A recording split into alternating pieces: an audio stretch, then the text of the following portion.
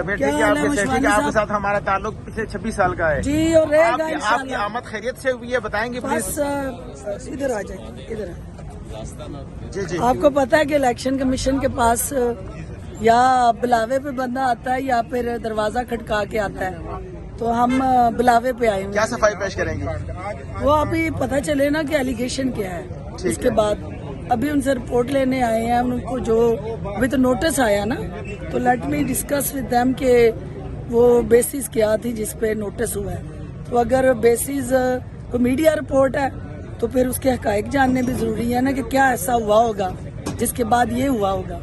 تو وہ بھی الیکشن کمیشن نے ہماری بھی تو سننی ہے نا کہ بھئی کیوں جو ہے یہ نوبت آئی، کیوں وہاں ٹھپے لگ رہے تھے، کیوں یونیفارم میں کھڑے لوگ قانون کا تحفظ کرنے کی بجائے، آئین کی پاسداری کرنے کی بجائے وہ ٹھپے پہ ٹھپا سہولت کار کیوں بنے ہوئے تھے کسی جماعت کے.